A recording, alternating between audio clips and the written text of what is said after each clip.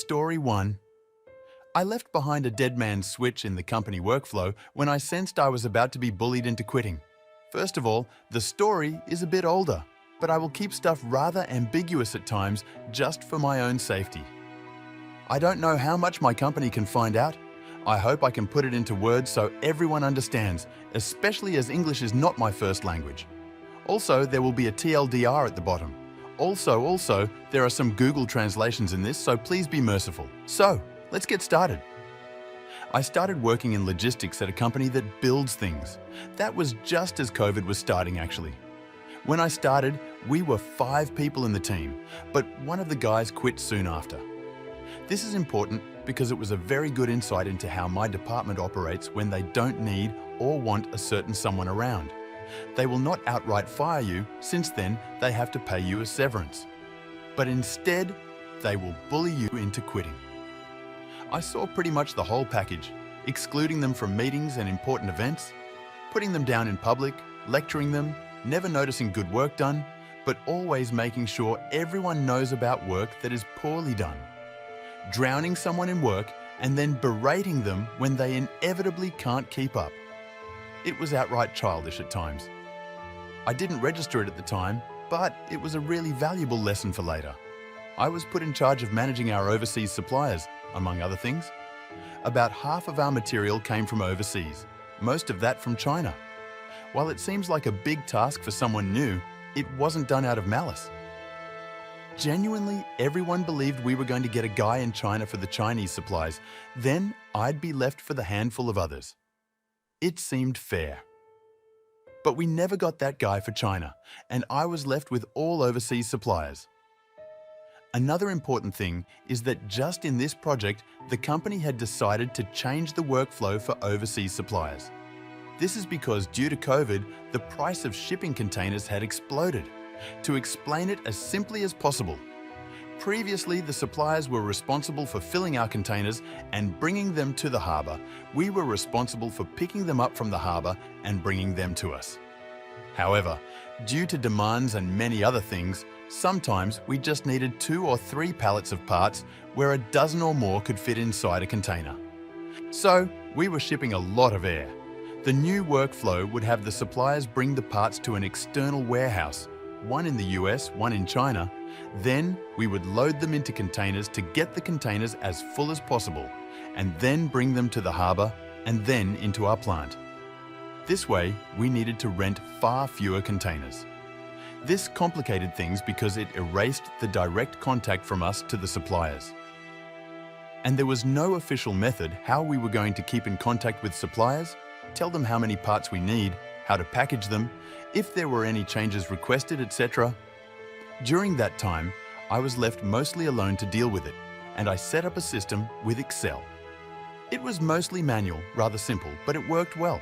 It worked so well that one of the suits even chatted with me about it for a bit, since he wanted to make it a standard in future projects. And also, this is very important, I was the only person who actually knew all our overseas suppliers and their contacts. Some of you might be able to tell where this story is going already. So, during that entire time, nobody had actually bothered to ask me to explain to them how my system worked and where I kept track of all the supplier contacts. All of this data was hidden on like slide 800 of some Excel file I had saved in a folder titled Part Pictures, which was otherwise filled with pictures of parts. Now, moving forward. As COVID began dying down, the department for whatever reason decided they don't need me anymore. I have theories, but nothing certain, so I will just leave it at that. I pretty much saw precisely the same thing go down as I'd seen with that one guy who had left shortly after I started. All the bullying. I thought to myself at first that if I pull through and keep doing a good job, and I believe I did a good job, they would eventually cool down. But they didn't. After 2 months of that, I said, fuck it, and decided to just sit out and endure until the Christmas bonus we get every year, and then hand in my notice. And also, I just delayed teaching anyone how my system worked until I was gone. And that is pretty much how it happened. Off topic. For my own future employment, I actually lucked out. One of the local suppliers I was managing had a really chill guy as managing director. I gave him a call, explained I was about to be unemployed, asked if they needed staff. He then called me into an interview. We talked about anime for an hour while his HR lady looked confused about what Attack on Titan was, and he told me I can come in the moment I'm done with my then current job. Back on topic, a month into working at my new job, I got a call from my old job, the department manager. To his credit, he was always a reasonable guy. He told me in plain words that they have no idea where TF to even start with the Chinese suppliers. He then offered me my old job back with a very respectable pay increase. I explained that I already had a new job. 2 days later, I got another call where the same manager offered me many times my monthly salary just to come in for 1 week and instruct my old team in how my process functioned, introduce them to all the contacts, etc. I told him I refused because of the way I had been treated by them when I worked there. He said that he understood and wished me luck at my new job and hung up. The reason I am writing this story now. This week, I randomly got in touch with some of the people in the transport department from my old job. They mentioned that in the now 10 months since I left, the logistics department racked up 8-figure losses due to wrong deliveries, over and under deliveries, outdated parts, some suppliers cancelling their contracts, and new suppliers needing to be sourced, etc. And all the blame for that fell on my old team. My new job is fine. It's not the best job, but I get to travel a lot and get nice bonuses for it. My boss isn't around much since he married. I do sometimes regret not taking that offer for a week as an instructor. So yeah, hope you all enjoyed the read. TLDR company put me in charge of managing overseas suppliers, unintentionally making me the only guy who knew the suppliers and knew the system I had created to exchange data with them. When my company started bullying me into quitting, I avoided instructing anyone from my team in how my system worked, leading to them asking me to come back after I quit, and then racking up 8-figure losses after I refused to come back. Top comments. First comment, I love these posts where the big wigs who have no idea how the day-to-day is done randomly decide to remove the one guy who knows what is going on. Then they are shocked that things go badly. It happened at my old job. They dissolved my department because we had annoying rules about brand standards, only for them to realize that not following the brand standards earned them tons of fines. Idiots. Second comment, funny thing is, I expect the bigwigs to not know how this works at the lower level. It's not their job to know how to do the job 3 levels down. What's crazy is that these bigwigs are so full of themselves that they believe that they do know how everything works. Or they believe that anything below them like this is obviously simple work that can be easily figured out. They truly believe that because they are paid more, they are superior in every way to the peons below them. And I would bet that anytime they are proven wrong, like OP's post, they see it as deliberate sabotage as a way to protect their ego. Third comment, the VP of the division I work in makes his rounds to all the plants under his jurisdiction and actually talks to people. It's refreshing. He is the only one that does to my knowledge, but more should be doing this.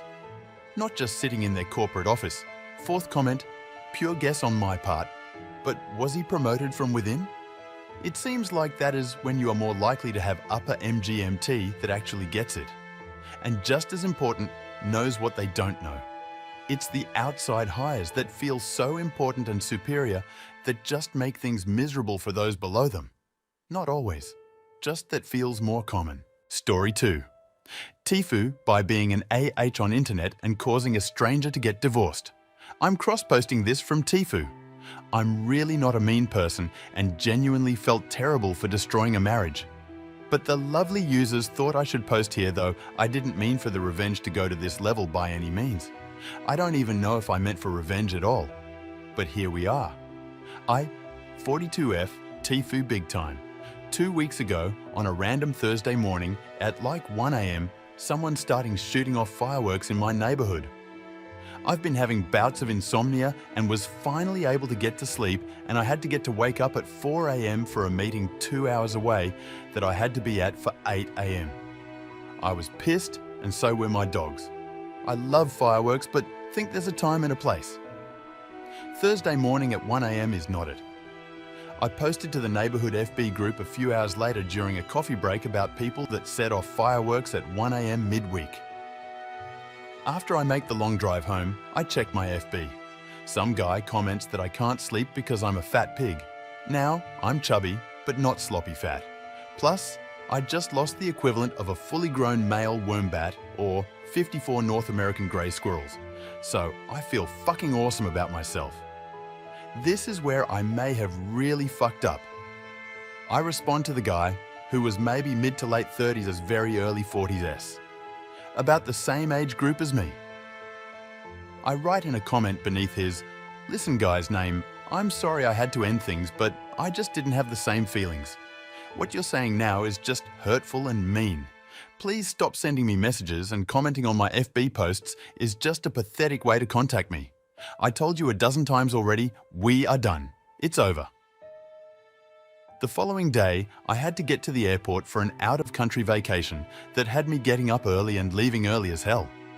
So I don't check my FB during all the craziness, also because I'm only on it sparingly.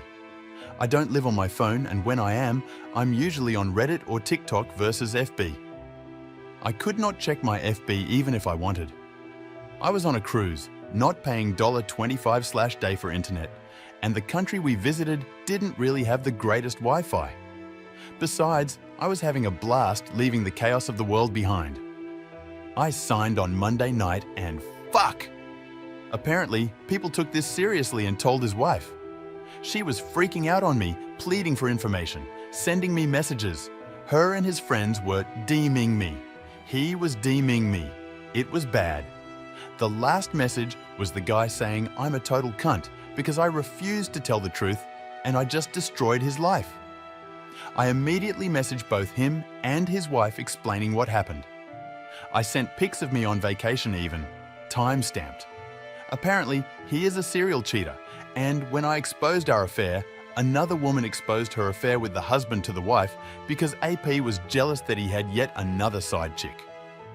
This was the straw that broke the camel's back because not only of the multiple affairs, but because he humiliated her with how public it was, especially it being a neighbourhood group. So there's my accidental pro-revenge. TLDR. Someone tried to hurt my feelings after I posted about fireworks being set off early morning, and I pretended to publicly address our breakup. His wife and affair partner were not pleased. Top comments, first comment, he deserves everything he got. His wife should thank OP. Cheating aside, can you imagine how he treats his wife if he would comment something like that in a FB neighbourhood page for making a very valid complaint? Second comment, I think there's a level of proportional response. She didn't know he was actually a cheater, so being vindicated afterward doesn't necessarily justify it.